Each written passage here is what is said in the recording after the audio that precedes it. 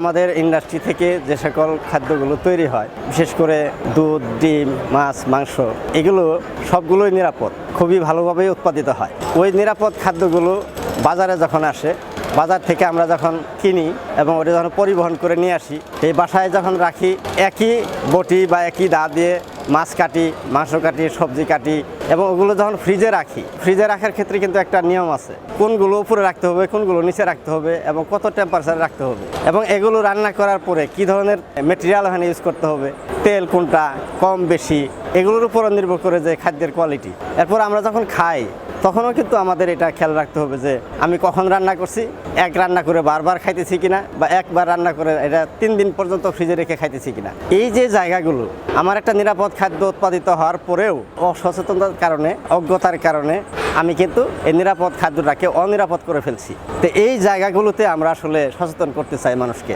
একটা মার্কেটে গেলে আপনি দেখবেন পাশেই মুরগির বিক্রি হচ্ছে, এর পাশেই গরু খাসি বিক্রি হচ্ছে, পাশেই মাছের বাজার। সরকার ডেকে দেয়, ডাক নেওয়ার পরে যে বাজার কমিটি থাকে তাদের আর কোনো তদারকি নাই। একেবারে নোংরা আবর্জনা যুক্ত জায়গায় ভালো ভালো জিনিসগুলো আমাদের ফার্ম থেকে যেটা তৈরি হয় এগুলো কিন্তু এসে এখানে অনিরাপদ হয়ে যায়। আমরা এখানে কিনি, সবজি কিনি, মাছ কিনি, মাংস কিনি, সবগুলো ছোট ছোট প্যাকেট করে এক ব্যাগের মধ্যে ঢুকাই। তাহলে দেখা যায় যে আমি যে নিরাপদ, যেটা ক্লিন জিনিস খুঁজতেছি, সেটা তো আমি নিজেই নষ্ট করলাম আমার অজান্তে। তাহলে এই জায়গাগুলোতে কিন্তু আমাদের সচেতন থাকতে হবে। আর প্রোডাকশনের ক্ষেত্রে নিরাপদ যেটা আছে সেটাও আমাদের যাইতে হবে ওইখানে, কারণ আমাদের বেশ কিছু ক্রাইটেরিয়া সেট করছে গভর্নমেন্ট যে কিভাবে বালাইনাশক ইউজ করার পরেও উইথড্রল পিরিয়ডটা মেনটেন করা যায়। যদি কখনো অ্যান্টিবায়োটিক প্রয়োজন ইউজ করা লাগেই, প্রেসক্রিপশন ছাড়া যাতে না হয়, সেক্ষেত্রেও উইথড্রল পিরিয়ডটা মেনটেন করা এবং সর্বোপরি বায়োসিকিউরিটি মেনটেন করে যাতে নিরাপদ খাদ্য উৎপাদন করা যায় এবং বিপণন করা যায়। আমাদের গৃহিণী বা মা, বোন, খালা, জেঠি যাই বলি না কেন,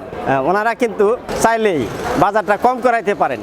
আজকে যতটুকু লাগবে ততটুকুই কিনি। ওনারা কি করেন, এক সপ্তাহের বাজার একবারে কিনে আনার পরে ওটা ফ্রিজে রাখার পরে দেখা যায় যে 3 দিন 4 দিন পরে ওটার টেস্ট থাকে না, নষ্ট হয়ে যায়, পরে শেষে ওটা ফেলে দেয়। যারা রান্না বান্নার কাজের সাথে জড়িত তাদের সবাইকে কিন্তু এই বিষয়টা সচেতন করতে হবে এবং আমরা আসলে সচেতন। যার ঘরে একটা ফ্রিজ আছে মানুষটা কিন্তু মোটামুটি সচেতন, সে কিন্তু ওটার ইউজ জানে না ভালো করে, যে কোন খাবারটা কিভাবে রাখলে ভালো থাকবে, ডিমটা কিভাবে রাখলে ভালো থাকবে, মাংস কিভাবে রাখলে ভালো থাকবে, এই জিনিসগুলো ওনারা কিন্তু জানে না। তো এই ব্যাপারে আসলে ব্যাপক সংখ্যক মানুষের উপস্থিতি দরকার এবং ব্যাপক সংখ্যক মানুষের সমাগম দরকার। তো এটা যদি আমরা করতে পারি, এই যে উঠোন বৈঠকের মতো গ্রামে গ্রামে মানুষকে সচেতন করা, স্কুলের পাঠ্য বইয়ে দেওয়া এবং ছোট ছোট সেমিনার করা গৃহিণীদেরকে নিয়ে, এনজিও এবং অন্যান্য সংস্থাগুলোর মাধ্যমে যদি এটা করা যায়, তাহলে কিন্তু আমরা অনেক খাদ্য সেভ করতে পারবো, নিরাপদ রাখতে পারবো।